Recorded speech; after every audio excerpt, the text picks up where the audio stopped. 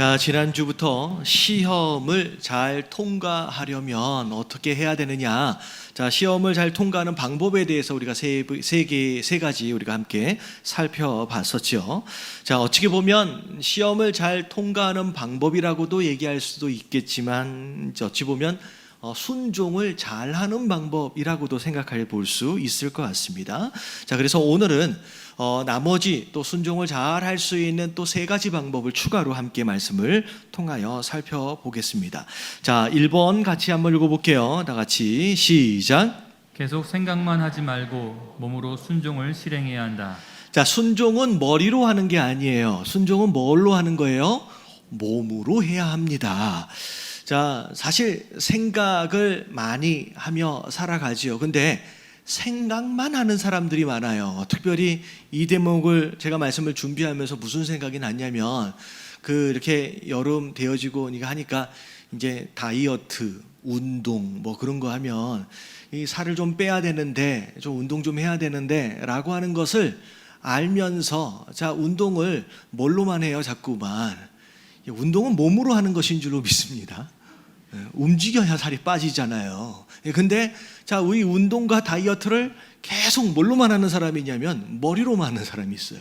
그래서 이게 연초에 이게 헬스장이라 그러잖아요. 운동하는데 이렇게 회원권을 끊어놓고서, 자, 이제 며칠 가다가 슬금슬금 이제 몸이 좀 뭐라 그럴까요?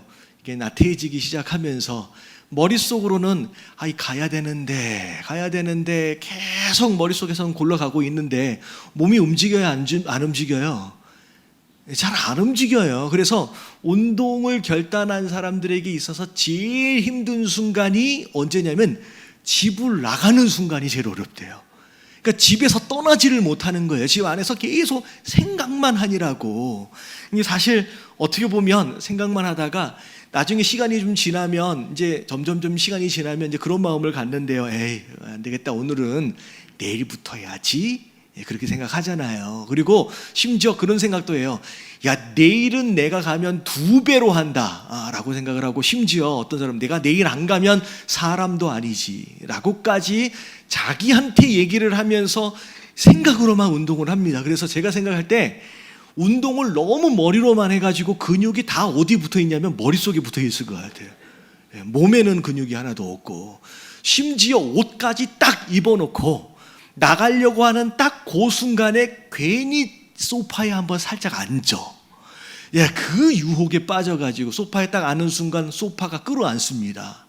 도저히 못 움직이게 만들어요. 그러면서 나중에 이제 와이프가 나중에 이제 저녁에 와서 오늘 운동했어? 라고 물어보면 뭐라 그래요? 내가 거의 할 뻔했는데. 이거 누구 얘기인 것 같아요? 딱 제 얘기예요. 거의 할 뻔했는데 결국은 못한 거예요. 여러분들, 이건 어떻게 보면 한 거예요? 못한 거예요? 여러분, 못한 거예요. 여러분, 신앙생활을 보면 이거랑 되게 비슷합니다. 순종해야 하는지 알아요. 뭘 어떻게 해야 되는지 알아요. 그리고 하고 싶은 마음도 있어요. 근데 이게 계속 머리로만 해야 되는데 이 결국은 몸으로 실행되어지지 못하는 거, 거의 할 뻔했는데 라고 안타까워하는 거, 여러분, 이런 인생들이 많다는 거예요. 여러분, 이건 순종을 한 겁니까? 못한 겁니까? 여러분, 못한 거예요. 여러분들 돌아보시는 저와 여러분들 되시길 주님의 이름으로 축원합니다.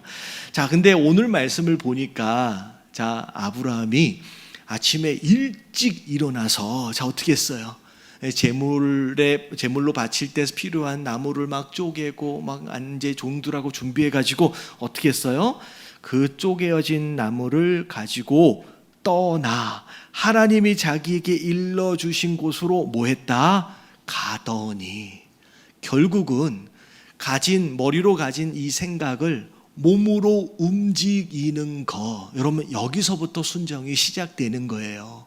여러분, 자꾸 생각으로만 하지 마시고 몸으로 여러분 실천하시는 저와 여러분들 되시길 주님의 이름으로 축원합니다. 이 말씀을 준비하면서 신약 성경 안에서 예수님의 특별한 예가 갑자기 떠올랐는데, 여러분, 마태복음 21장에 가보면 28절서부터 31절까지 두 아들에 대한 비유가 나옵니다. 어찌 보면 조금 생소할 수 있는 비유 중에 하나예요. 자, 아버지가 있는데 맏아들에게 자, 얘기를 하는 거예요. 너 오늘 포도원에 가서 좀 일 좀 해라 라고 얘기했더니 자, 아들이 뭐라 그래요? 아, 그럼요, 제가 가야지요. 아버지 가겠습니다 라고 말은 한 거예요. 근데 나중에 보니까 가질 않았습니다.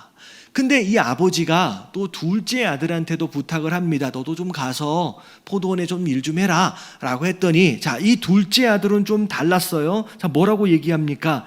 저는 안 갈래요. 싫어요 라고 이야기를 했다는 거예요. 근데 나중에 보니까 내가 잘못했네. 내가 해야 되는 거였네 라고 결국은 갔다는 얘기예요.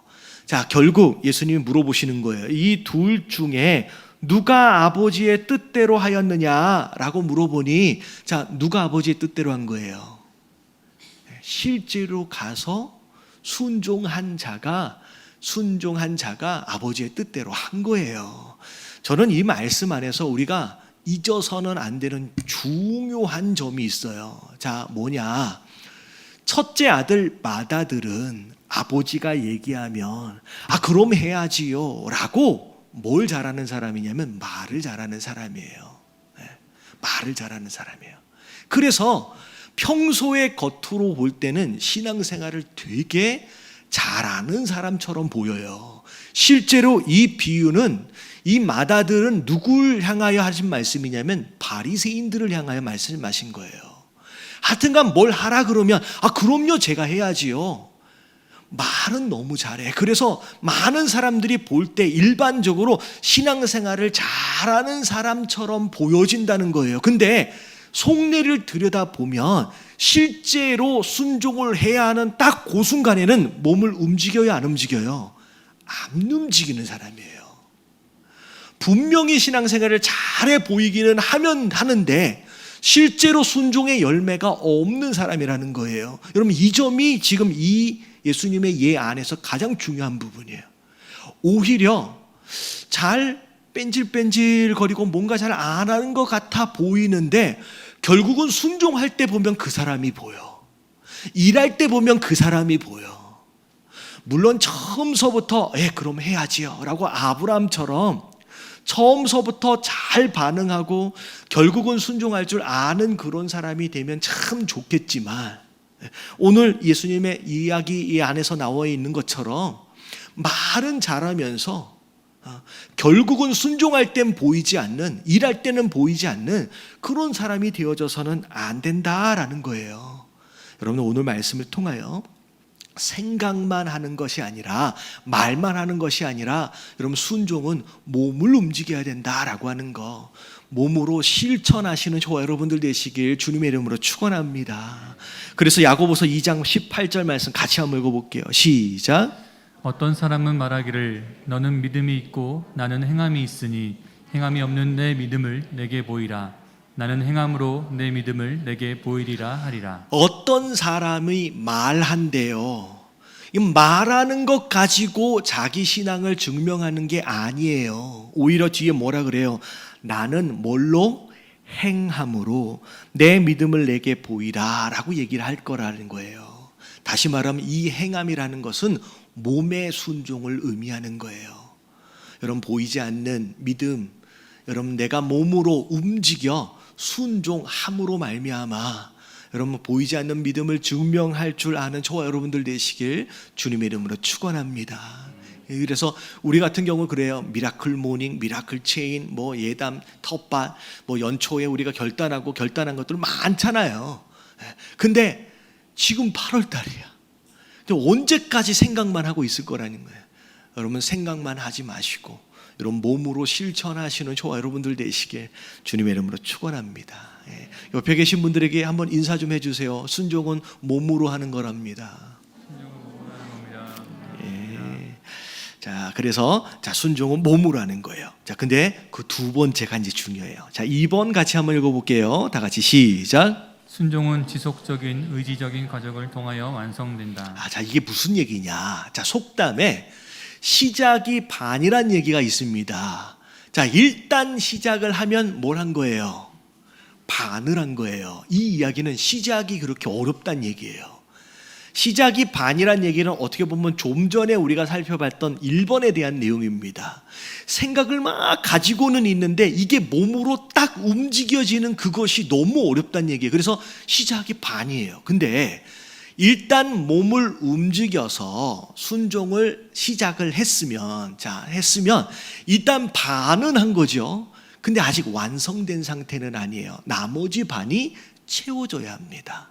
이 나머지 반이 뭐냐? 방금 나온 것처럼 지속적인 의지적 과정이에요. 좀 어렵게 설명을 좀 해놓긴 했지만, 자, 이건 어떤 부분이냐? 자, 아브라함의 순종의 내용을 잘 들여다보면 일단 잘 준비해서 떠납니다.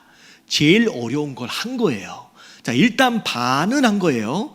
자, 근데 이삭을 바치기 위하여 모리아 산까지 가는데 얼마가 걸렸을까? 4절을 보니까 제3일에 아브라함이 눈을 들어 그곳을 멀리 바라본지라. 다시 말하면 출발하여서 바치기 위한 그 땅까지, 그 산까지 오는데 며칠이 걸렸어요?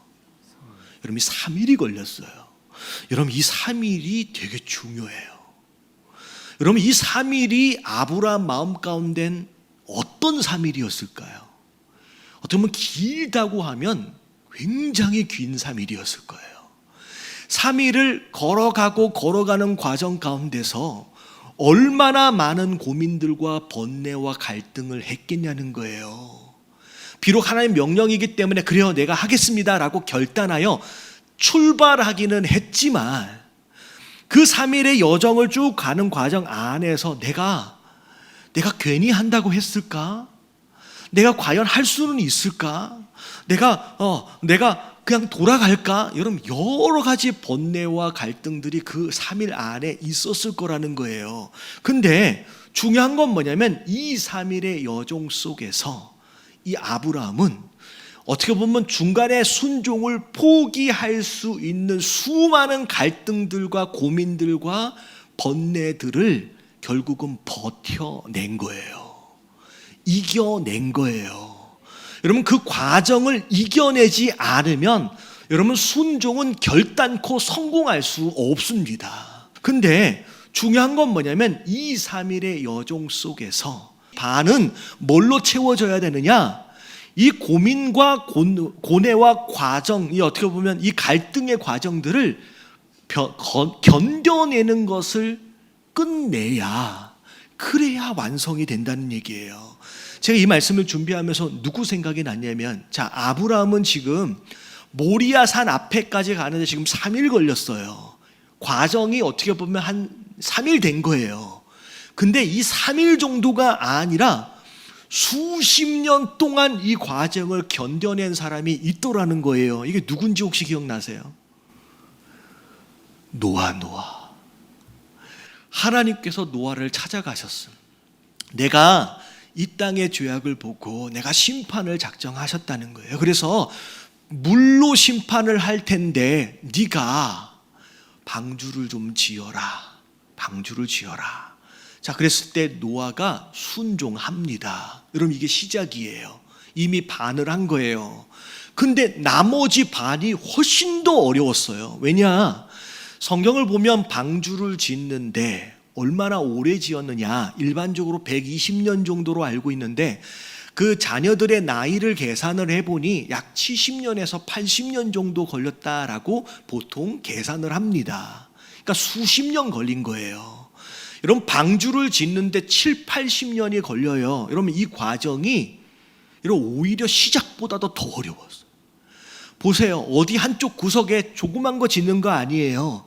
축구장에 몇 배가 되는 어마어마하게 큰 배를 짓는데 여러분, 마을 사람들이 와서 물어보겠지요. 도대체 이런 걸 왜 짓냐? 그러고 보면 구구절절 설명을 하면 마을 사람들이 참 좋은 일을 하네 라고 박수 쳐주지 않습니다. 미쳤다고 얘기할 거예요. 심지어 이거를 짓는 이유가 뭐냐면 이 땅이 너무 악해서 하나님이 심판하시려고 짓는다 그러면 그 사람들이 좋아하겠습니까? 그럼 너는 얼마나 거룩해가지고 라고 하면서 사실 비아냥과 조롱, 여러분 그것 정도로 끝나지 않아요. 방주를 못 짓게끔 하기 위해서 얼마나 많은 공격과 방해들을 했겠느냐는 거예요. 근데 중요한 건 뭐냐면 그걸 7, 80년을 견딘 거예요. 심지어 이 방주를 누구랑 지었어요?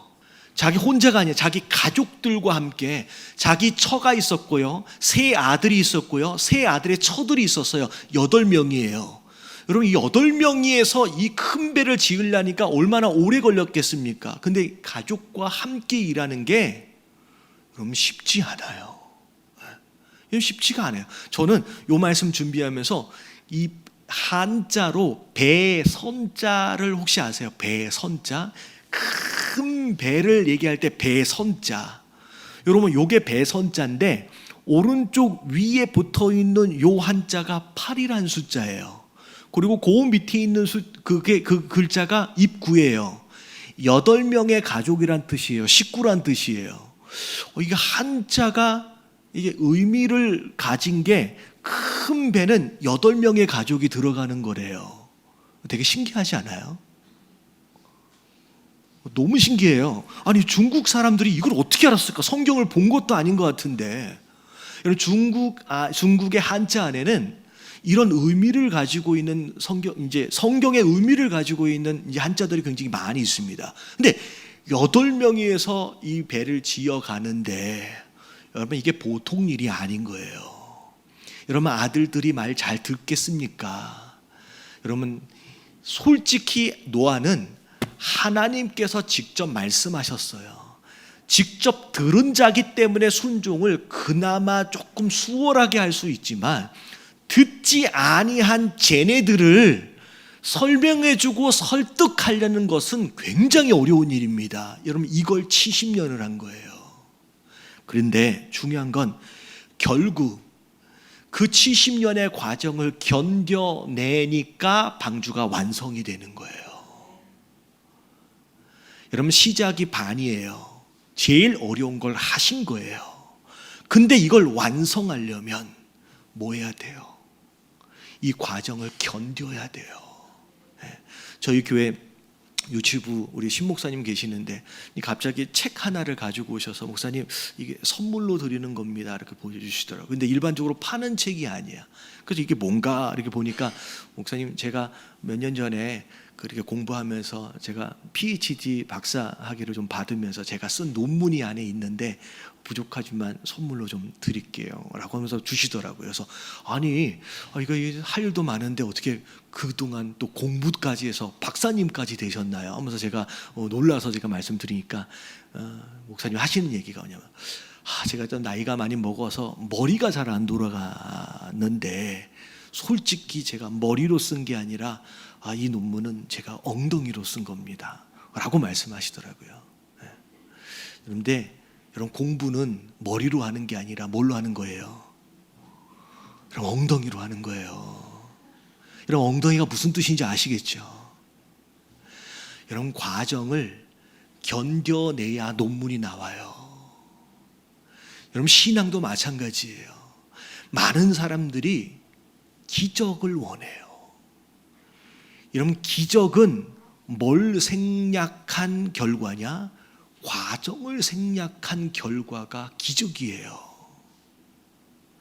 물론 하나님이 간혹 기적을 허락하실 때도 있지만 우리의 신앙이 과정을 스킵하고 과정을 생략해버리고 그저 갑자기 오는 열매만 먹으려 하는 그런 마음들이 있다는 거예요. 근데 여러분 성경을 보니 과정이 없이 순종을 이루어낸 사람은 아무도 없어요. 여러분 순종을 요구하실 때는 여러분 그 안에서 기적을 기대하지 마시고 여러분 그 과정을 묵묵히 견뎌가시는 저와 여러분들 되시길 주님의 이름으로 축원합니다. 하다가 에이 더러워서 못하겠네 라고 내팽개쳐 버리면요 거기서 끝나는 거예요. 그래서 갈라디아서 6장 9절 말씀 같이 한번 읽어봅니다. 자, 다 같이 시작. 우리가 선을 행하되 낙심하지 말지니 포기하지 아니하면 때가 이름에 거두리라. 우리가 선을 행하되, 선을 행한다라고 하는 건 하나님의 뜻에 순종한다는 얘기예요. 근데 낙심하지 말지니라고 말씀하시는 건 선을 행하는 과정 안에서 낙심할 만한 일들이 있다는 거예요, 없다는 거예요? 있다는 얘기예요. 있으니까 하지 말라고 얘기하시는 거예요.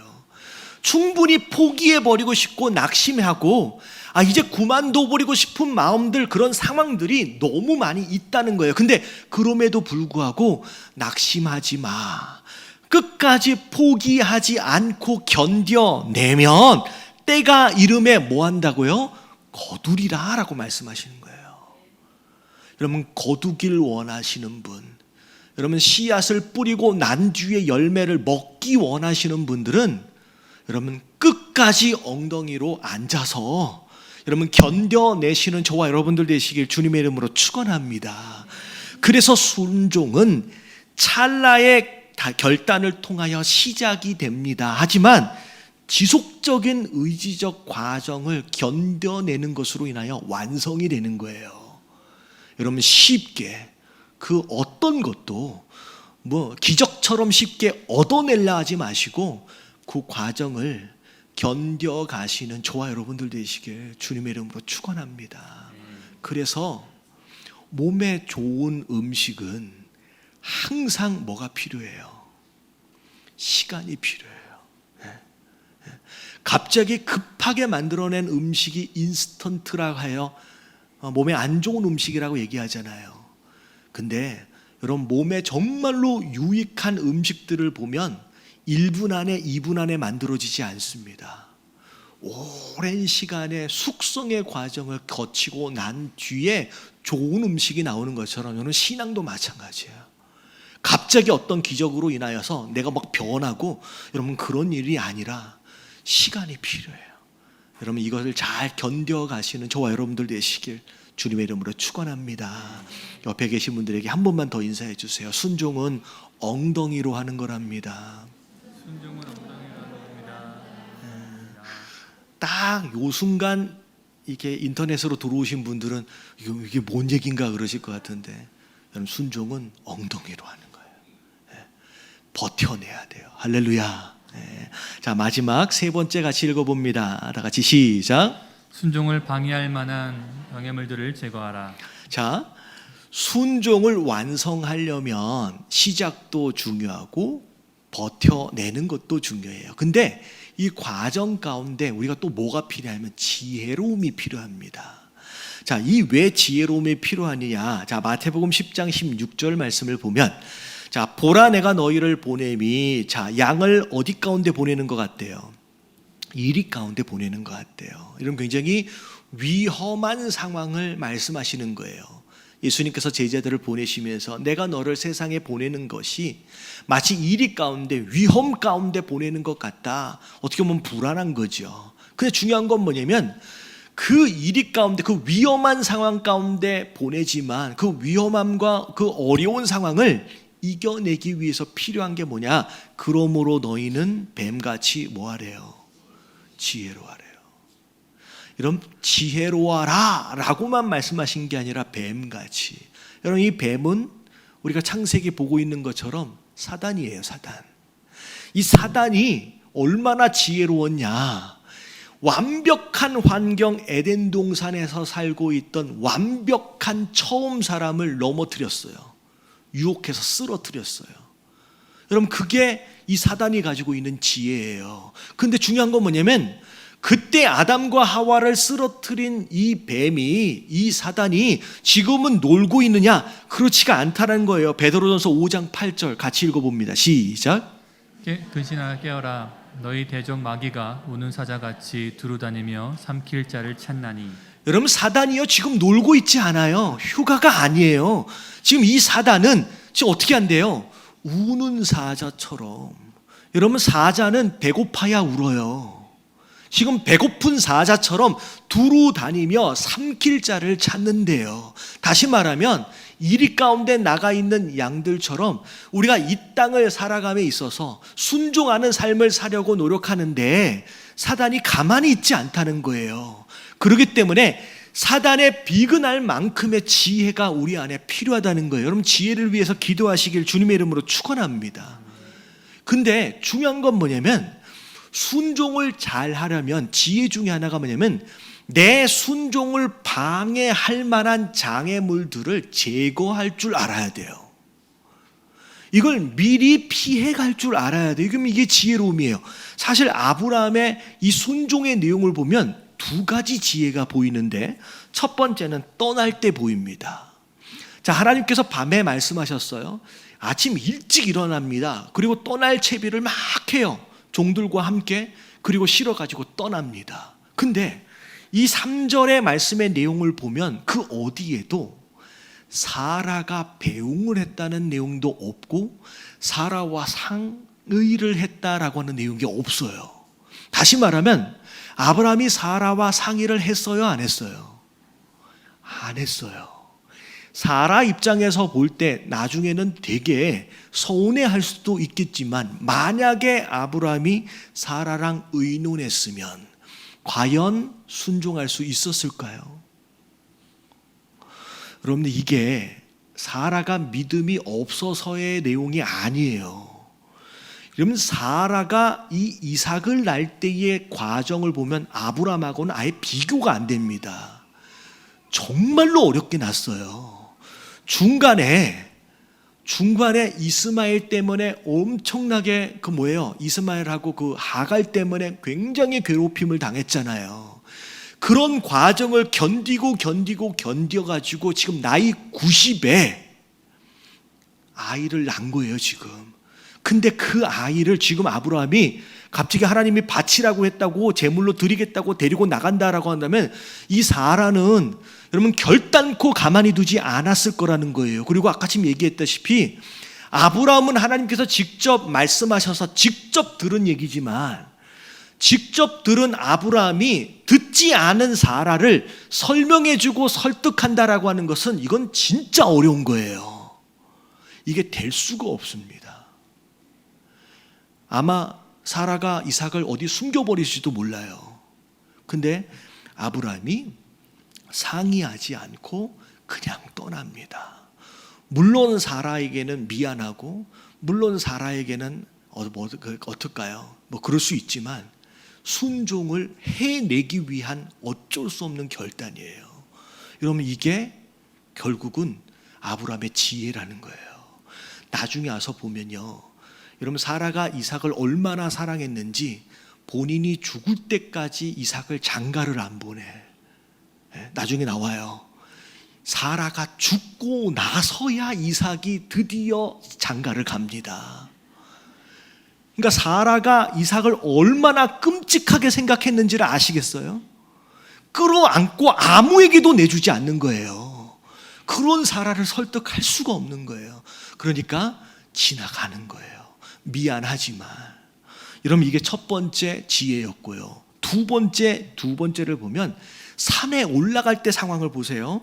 자, 산 밑에까지는 종 둘하고 같이 갑니다. 근데 5절을 보니까 이에 아브라함이 종들에게 이르되 너희는 나귀와 함께 여기 있으래요. 자, 산에 데리고 올라가요, 안 올라가요? 종들은 내버려 두고 갑니다. 그러니까 올라갈 때 사실 이게 짊어지고 가려면 더 힘들잖아요. 도와주면 참 좋을 텐데 힘들더라도 그 짐을 이삭에게 매이게끔 하고 자기가 다 들고 올라갑니다. 왜? 여러분, 종이 따라 올라가면, 종 둘이 따라 올라가면 아브라함이 이삭을 잡을 때 여러분 도와주겠습니까? 자, 이삭 좀 잡게 도와달라고 할 수 있는 상황이 아니에요. 아마 이 종들 나이가 30살, 40살 이전일 거예요. 젊은 사람들일 겁니다. 일 도와주려고 왔잖아요. 근데 아브라함이 산 위에서 이삭 잡으려고 하면 이 종들이 아니 나이가 100살이 넘어서 그런지 노망이 들었나 해서 난리가 날 거예요. 아마 아브라함을 방해했을 겁니다. 아마 이삭을 지켜줬을 거예요. 데리고 올라가면 안 되는 거예요. 자, 보세요. 이런 내용들을 보면 아브라함이 하나님의 명령하심에 대하여 거의 무조건적으로 맹목적으로 순종하고 있는 것처럼 보이지만 내용을 잘 들여다보면 아브라함이 이 순종을 완성하기 위해서 얼마나 철저하게 준비하고 계획했는지가 보이는 거예요. 여러분, 이런 지혜가 필요해요. 어떤 성도님들이 그 얘기를 하더라고요. 제가 신앙생활을 진짜 제대로 해보려고 결단을 했는데 하나님께서 제일 먼저 주신 지혜 중에 하나가 뭐냐면 관계를 정리하라고 말씀하셨대요. 그동안 내가 어울려 다녔던 술 친구들, 담배 친구들, 노는데 주말에 놀러 다니던 그 친구들 먼저 네가 정돈하라 라고 말씀하시더래요. 근데 맨 처음에 그래도 친구인데, 그래도 몇 년 동안 함께 했는데 마음이 좀 그렇더라는 거예요. 근데 그게 정리가 안 되니까 신앙생활이 안 되더라는 거예요. 왜? 밤에 불러내, 주말에 또 불러내, 거절할 수가 없어. 계속 그렇게 끌려가다 보니 결단을 했는데, 순종하기로 마음을 먹었는데 완성이 계속 안 되더라는 거예요. 결국은 하나님 마음 주신 마음을 따라서 하나씩 하나씩 정리하면서 그동안 주말에 함께 어울려 다니고 놀러 다니던 그 친구들이 뭘로 정리가 되냐면 전도 대상자로 딱 정리가 되는 순간서부터 순종이 훨씬 더 수월해지기 시작하더라는 거예요. 여러분, 주일날 아침에 나올 때 내 결단을 방해하는 그 무엇인가가 있다라고 한다면 여러분 정리하시게 되길 주님의 이름으로 축원합니다. 이게 정리가 안 되면 주일날 아침마다 나올 때마다 계속 고민하게 돼요. 계속 갈등하게 돼요. 오히려 저는 그렇게 생각을 해요. 정말로 그게 정리가 잘 안 된다, 그래도 정리를 해도 잘 안 된다, 그러면 교회에 꼭 나와야 하는 그런 마음으로 해도 되나 싶기는 한데, 그냥 제가 권해드리는 거예요. 교회에 꼭 나와야 되는 봉사의 일을 하나를 맡으십시오. 할렐루야. 이렇게 봉사하면 조금 안 되긴 한데 저는 그렇게 생각해요. 여기 앉아 계시는 찬양대, 아침에 2부 예배 때 나올 때 내가 오늘 교회에 나갈까 말까 고민하셨어요, 안 하셨어요?